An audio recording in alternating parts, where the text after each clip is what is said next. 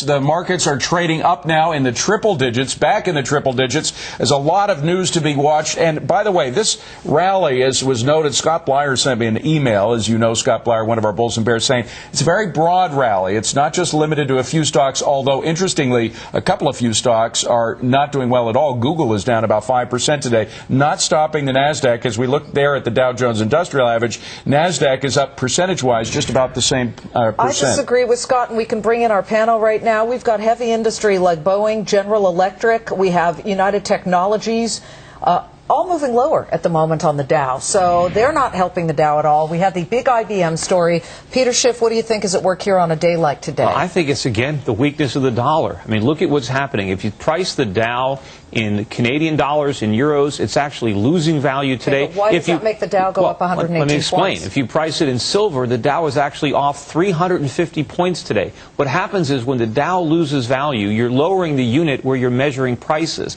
So prices have to rise to compensate from the diminished value of the currency. So it's not that stocks are gaining value. Peter, you know what it seems like to me? That seems like a four-corner bank shot. I mean, the fact is that the traders are not trading on the basis of how much they're losing because of the devalued dollars. They're trading on the basis of company news, much of which is positive, and that's moving the market up. Hold on a second, Charles. First of all, corporate news as opposed to economic news is starting to resonate, and that's because valuations, PE ratios at a two-decade low. People are willing to go in there and buy stocks like retailers, even in the face of a possible recession, and bid those stocks up because these stocks have already paid a heavy price, perhaps too heavy of a price. People like the risk reward. If they're wrong, they won't lose that much, but if they're right, they'll make a lot of money. I think the corporate news we see today is an illusion.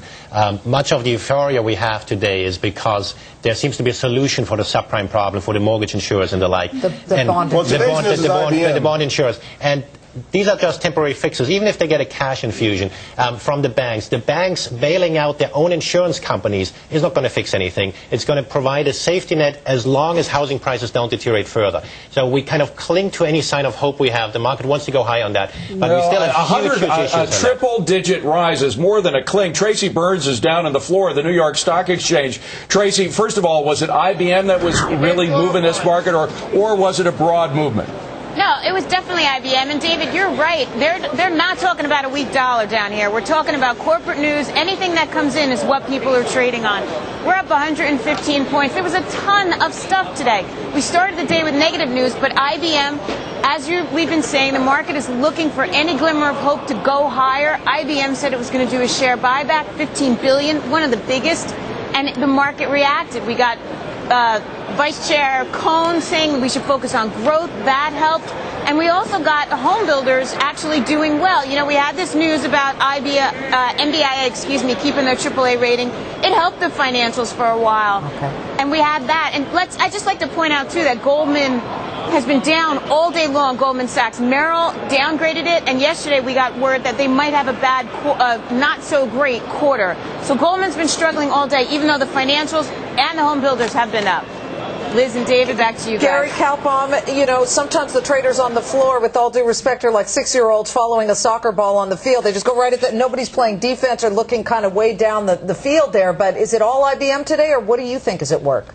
Oh, I think Scott Blyer, who's been 100% right on this market, said it best. This is a broad move, and I'm looking at housing stocks, retail acting better, even the down-and-out semiconductors. So if we can get some of these bear market areas putting in lows and doing better, this market may have legs. But just be careful. This market is trying to fool everybody with the reversals every day. As far as this dollar talk, for me, the market is denominated in matzah, not dollars. So I don't know what comes of that. We're in decent shape here. All right. Well, certainly that applause is heartfelt at the moment because they look at a triple-digit gain on Wall Street, and frankly, for the moment, they don't care much about the dollar. They care about those gains of individual stocks.